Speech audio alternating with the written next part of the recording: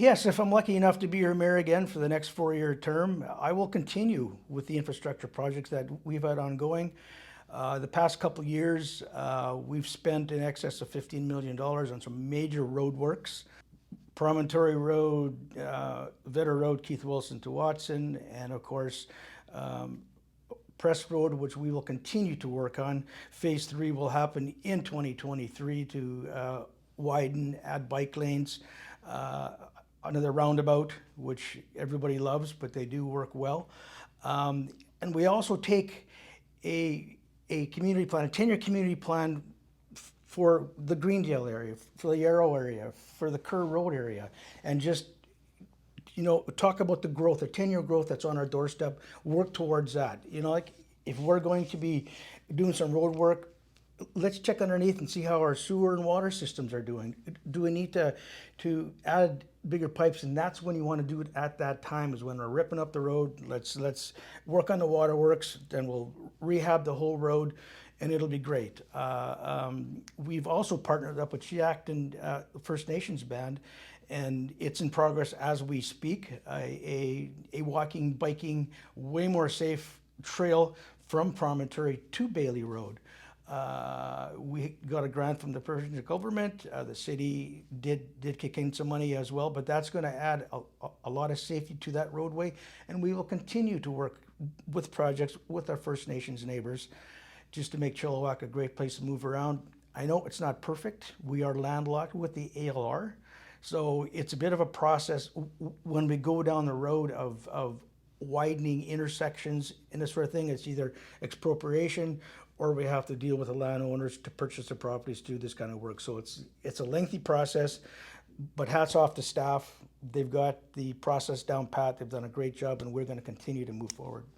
I've been involved in governance and democracy study and action for the last 30 years of my life or more. And one of the key tools that we have going forward is our OCP, Official Community Plan.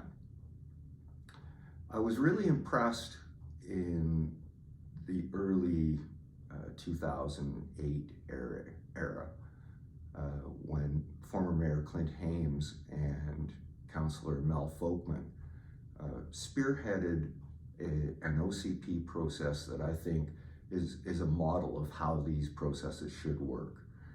And it involved intensive community involvement and community consultation. We are at a tipping point right now, a crossroads in our community. Most of our urban containment land zone is currently occupied. And unfortunately, it's currently occupied with largely single detached family homes. As we're growing and we face those land crunches, we're going to have to look at other ways to accommodate not only the people that have been here for generations, but those that are newly arrived and those that are still to come. In 2008, I said Chilliwack didn't have the benefit of W.P. Kinsella's Field of Dreams, where if you build it, they will come. At that time, I said, even if we don't build it, they're still going to come. And 14 years later, I think the results are here and now. So we have some changes to make on how we're going to make sure that we've got a complete and compact city. And I'm looking forward to working on those challenges and getting the input from the people of Chilliwack so that we can all work for better. I'd certainly like to see densification in particular parts of the city. Downtown is an obvious one. There's lots of great things going on in downtown Chilliwack already, but I think there's opportunity to build taller structures. Chilliwack's already expanded out as far as it's going to go, so we got to go up if we want to fit more people into our city and infill as well. I think there's some key areas downtown I mentioned. Also, Garrison is also another good spot that is getting a lot of development now, making sure we're building more quality buildings there for people to live in. I think Cottonwood's also a great hub of the city where currently it's pretty flat and we can see further development there. I'd also like to see lots of development of our cycling infrastructure. to start. So making sure people can get around the city in many ways other than their car. So that's cycling infrastructure. It's already budgeted. We just need to make sure we follow through with it and make sure that we're building those pathways throughout the city, and lots of those are in construction already today. And there are roads. There certainly are lots of car-related projects we need to get to, and I'm not against that. Those are in the budget, and we want to make sure people can get around by car if and when they need to. And I think we are a very spread-out community, so that's not going away. But we do need to make sure people have alternatives, transit as well, to get around our city. Planning. It's complicated, but it's simple. We have to keep our community plans up to date. We have to continue to update them so we know where we are. Where's the North Star? Where are we headed? We now have added the Sardis Vetter and the Arrow plan, community plan, to our master plan. We have to keep our eye on that, but not only that, continue to consult with the community, with the changes, the pieces of the puzzle as they start together, because these are living documents, and some of these documents and plans might change slightly over the year. I think for me, what I've learned over the past 4 years is that nothing's simple when it comes to infrastructure. But what I do know in this city, in the last 2 years, we've spent $15 million on infrastructure for the city as we prepare for future growth. That's an unprecedented amount of money to spent on infrastructure in 2 years, at least in this city. The other thing we have to do is not only keep our communities updated, but also our school boards. Our school boards work in lockstep with us. They're continually updated as what our neighborhood plans, what our growth projections are, where the neighborhoods we see that will continue to develop that are within our control. And it's important also that the obviously school boards keep in lockstep with us, so we continue to build the schools. We're a growing community, probably the largest and fastest in BC, if top 1 or 2, and maybe even the country. So all of this has to move forward together. Parks, trails, recreation centers, sports facilities for our children, all of these have to keep pace with our growth. So I believe in densifying areas that already have the infrastructure to accommodate that rapid urban growth. Walkable neighborhoods are a way of grounding people into their community, and it reduces our overall carbon footprint, which is very, very important in today's economy.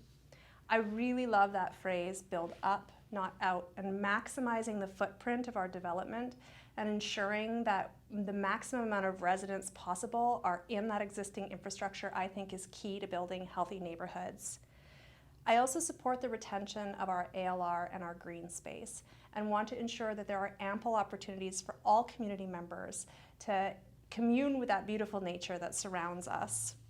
Whether we want to acknowledge it or not, we are leaving a legacy for our great-grandchildren and our great-great-grandchildren, and I want to be part of ensuring that we're making good decisions now so that they inherit great choices. Without a doubt, our community is growing. In consultation with neighborhood planning, it's important to do a comprehensive development plan. So we've done that in this past term in 2 instances that I can think of, the South Sardis and the Vetter neighborhood plan, as well as the Euro neighborhood plan. Basically, we go out, we speak to the community, meet them in their area, engage with them in person or on social media, and we have a roadmap on what we want to see as the community continues to grow. Transit expansion. And quite frankly, we're hindered with our geography in our community. We have mountains, we have agricultural land, which we need to preserve. So we need to go up rather than out. And I think we have great opportunities to go higher than our current construction. And we need a developer to see that potential within our community. The best way to grow is by planning for it. We do this continually by updating our official community plan. Over the last term, we have updated the South Sardis Vetter plan and also the Euro neighborhood plan. We do this by holding engagement sessions with the community and polls and surveys. We get all that information, all that feedback, and then we come up with a plan, and then we introduce it to council, and then the public has 2 weeks to review it. And then we have a public hearing on it, we get more information, tweak it, and then we adopt that plan, and now it becomes part of the official community plan. That official community plan is now the blueprint for how we're going to manage growth in that neighborhood. We also do this by continually increasing our development cost charges so that when the right opportunity comes along, we have enough sewer capacity in the ground and enough water capacity in the ground to service those projects when the opportunity arises. We are seeing increased density of housing, which was part of the plan, but we're not seeing those houses being in the affordable category or the rental category. So that's something we can really do to help our city. We bring the whole city along with us, not just those who can afford the really nice houses. So if we have more rental units in the downtown area, walkable, if we have more affordable homes in these centers of neighborhoods, those neighborhoods are going to be more prosperous and they're going to thrive a lot more. We're going to need to invest in more and better transit. We've got some great buses. We need some small ones. We need to really look seriously at rail. There's still way too many people on the freeway, and those people who are driving to work and driving home from 5 hours a day up to, they can't participate in our community. They don't have any day left when they get home. We need to be able to get them safely home in a prompt time so that they can take their kids to Scouts, so they can take their wife downtown to have dinner, so they can go to the cultural center, those kinds of things.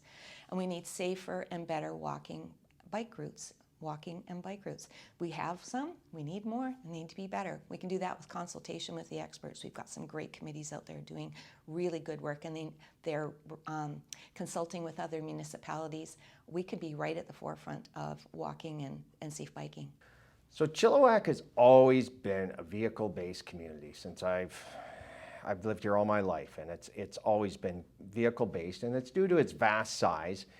And one of the city's largest infrastructure expenses is building and maintaining roads. The only way to keep vehicles off the road and thus lower some of those costs is to build neighborhoods that offer alternative transportation such as walking, cycling, scooters, etc. as a viable option. Downtown Chilliwack can be that neighborhood. High density with all amenities close by. Shopping, restaurants, entertainment, recreation, employment opportunities. We've seen it in Vancouver neighborhoods such as Yaletown and the West End, and more recently in downtown Kelowna. It works and it can work here. These neighborhoods also need a mixture of housing, single detached, townhouses, condos, as well as plenty of rental opportunities. We can also never give up employment lands for residential. We want people that live in Chilliwack to work in Chilliwack, not spend hours every day on the highway. We see communities to the west, such as Burnaby, that rezone valuable industrial land for residential property that forces their residents to commute all over the Lower Mainland, basically to become a bedroom community. And we do not want that for Chilliwack. With our growing population, we need to focus on our bike lanes, our sidewalks, city transportation, all of the key essentials that are going to make life easy in Chilliwack for our new families and make them feel welcome. But we have to make sure all of our core values, our sewer treatment plants, back to our diking, our water, everything is cared for and looked after all the time. Having said that, if elected, that is a big plus for me with all of my experience of working in the trades to be able to pick out some of our deficiencies and try to make them better. With all the work that we do in planning, to have to come back and do that job again a second time in 3 months or in a year is not fiscally responsible. Having our thumb on that project right away in the beginning makes way more sense for our whole community. I'm a huge proponent of mixed-use development. I think we need to build communities that serve our needs and serve our needs within walking distance, if possible, or biking distance.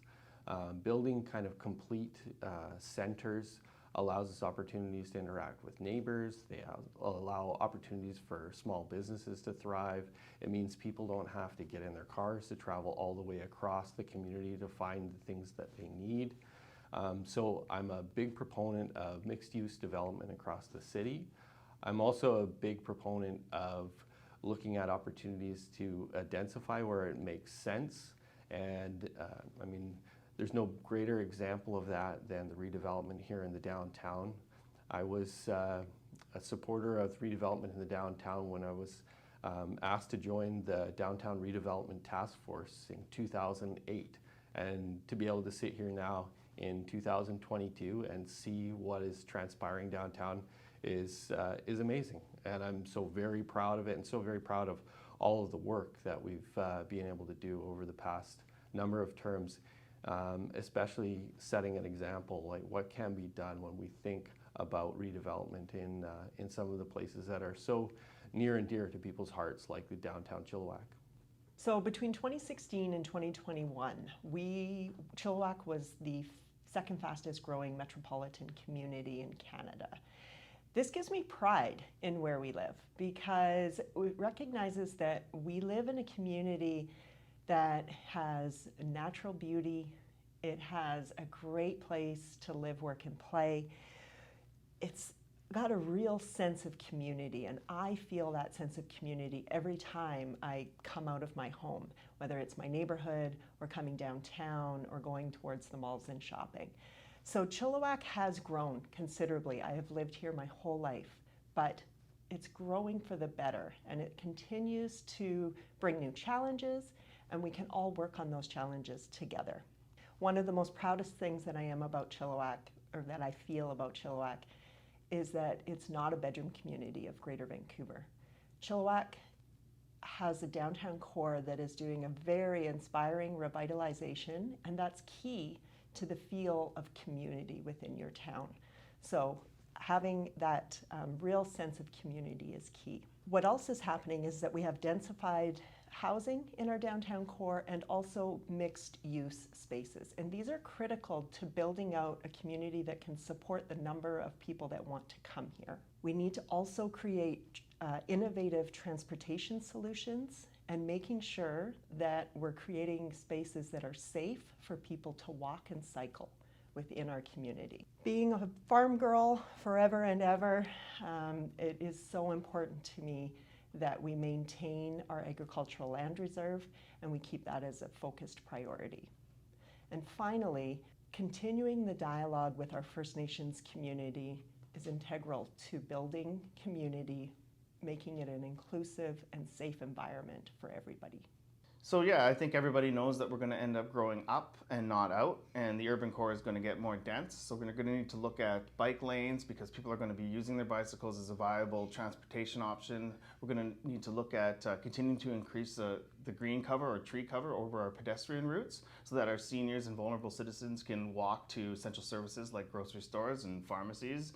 And just ensuring that our roads are facilitating the increase in traffic into the urban core and our arterial routes. That would be a good start.